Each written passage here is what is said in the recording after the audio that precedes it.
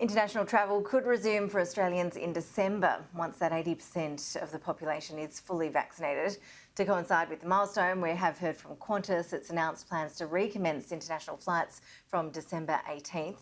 James Thornton is the CEO of Intrepid Travel. He joins us live now. James, keen to get your thoughts as to how this is all going to work. We saw from the New South Wales government just today, they've announced a support package for the tourism sector will be announced by them in October. No doubt the government's going to be encouraging people to jump on planes, take that holiday, get the sector moving again. In terms of international travel though, how do you see us coping with that in terms of the quarantine system and potentially moving to quarantine at home?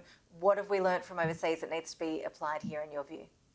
Well, clearly there's huge pent-up demand, Ashley, in the sense of customers wanting to get out and see the world again. But there's going to be four key triggers that are going to be the difference in terms of how that's going to manifest itself.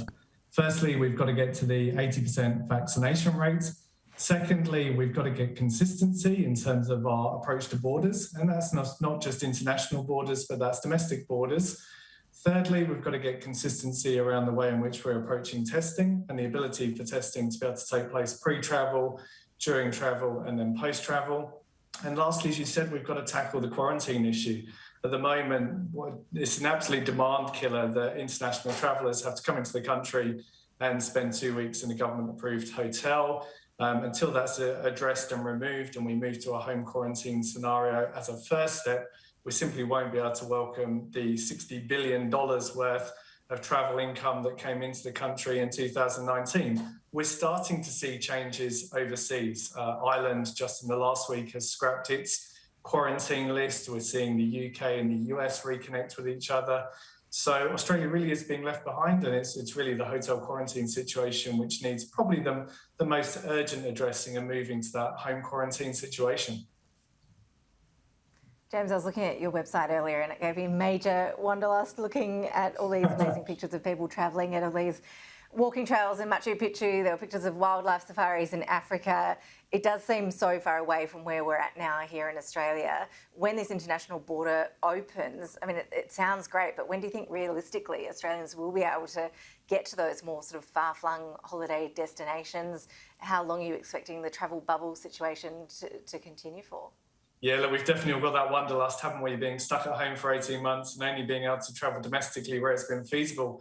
So people are no doubt desperate to get overseas. 40% of Australians were born overseas. So firstly, they'll be wanting to reconnect with family and friends. And then, of course, we'll want to get those fantastic travel experiences back in our blood again. I think the first steps will be reconnecting with countries that have high vaccination rates. And New South Wales in a month's time will have, I think it's the 5th highest vaccination rate for a region in the world if it carries on at current projections. So we'll start to reconnect, I think, with places like the UK, with Europe, with the US as first steps, as outlined by Qantas in their programme. I think at the moment, though, it's going to be a while until we get to places like Africa, Latin America, some parts of Asia. We've got massive vaccine inequity going on in the world right now.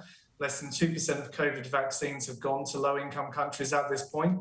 So until that's addressed, and UNICEF Australia and Intrepid in partnership are trying to address that by getting more vaccinations to low-income countries, it's going to be a while until we can get to those destinations. But we're cautiously optimistic that certainly Victorians in New South Wales will be reconnected internationally by the end of the year, and hopefully we can get that wanderlust back happening again.